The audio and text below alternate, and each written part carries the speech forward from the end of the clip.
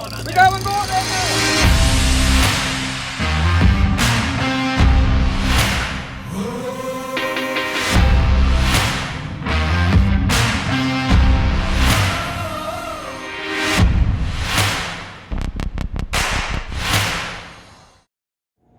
Russell Gahagan here from Russell's Fishing Tech.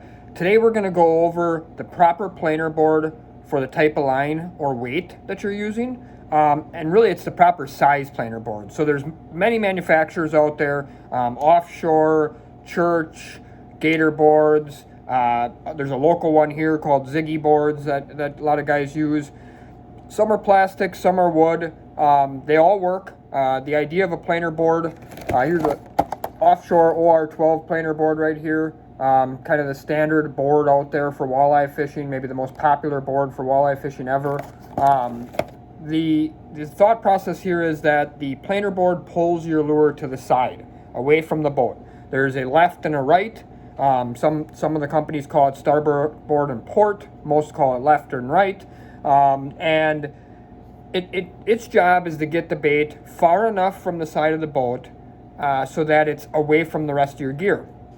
And I have a lot of customers come in throughout the year and, you know, they're kind of a little bit hesitant to buy a different planer board or a bigger planer board or whatever because none of the stuff is really inexpensive. And sometimes they end up finding that, you know, they probably should have spent the money on the board, the bigger board or a different board right away, because in the end it generally costs you more in mistakes, lost fish, tangles, broken gear, if you don't have the right stuff. And what I mean by that is, if you use a planer board that's too small for the job, so like the walleye board, for example, and you would take that board, this board right here, and you'd hook a 300-foot copper to it, it will pull a 300-foot copper to the side, but not very far. It's going to be way back in your spread, and the minute you get a bite on a dipsy diver or a downrigger, there's a real high potential of a chance that it's going to get right into that planer board line. You're going to get a tangle, and if you got copper on there, weighted steel, you know, it's more than likely that your dipsy setup or your downrigger setup is going to lose that battle. So what my rule of thumb is this: for 5 colors of lead core and less weight, so basically 5, 4, 3, 2, 1 colors of lead core, any lead core up to 5 colors, I use the standard size planer board, the Offshore OR12, or, you know, I brought a Ziggy board in for an example. Ziggy makes an actual board called a lead core board. I would use that board for up to 5 colors of lead core, whether it's the Gator Boards, the standard size Gator board. Church Tackle makes a Walleye board, they call it. I'd use the Walleye board for up to 5 colors of lead core. If you're going to use, you know, small sinkers, 1/2 ounce, 1 ounce, for fishing steelhead out deep, browns in real shallow, maybe kings along the shoreline, you know, anything that's a real lightweight setup, a flatline mono, I call a flatline just no weight. If you're going to troll crankbaits in real shallow or something for browns in the spring, use that standard size board for up to 5 colors of lead core. Anytime I go past 5 colors of lead core, I don't use a lot of lead core heavier than that, but anything heavier than that, so a 150 copper, a 200 copper, a 300 copper, pump handles, any of those setups, I go to a copper size board. Or some companies like the Offshore calls it the SST Pro Mag board. So that's the bigger planer board.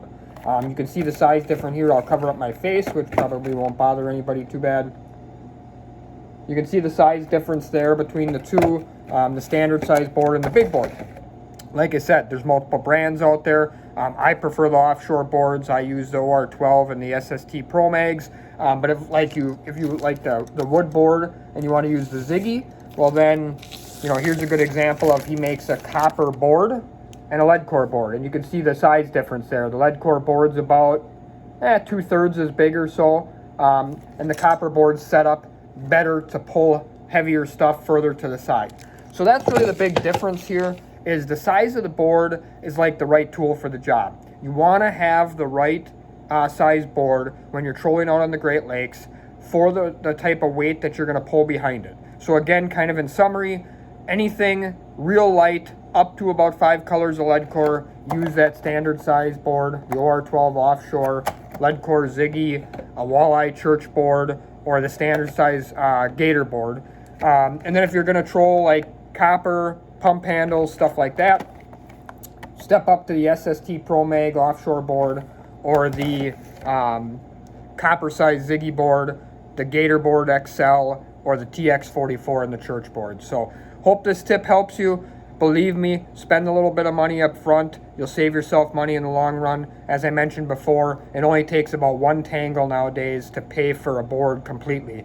You lose a dipsy, flasher, a fly, and a fish, you're 50 bucks in before you know it, and you'll already have paid for that board. So it's not worth taking that chance. We all get limited time out on the Great Lakes. We want to make that time be as much fun and as much fish catching excitement as we can. So good luck fishing.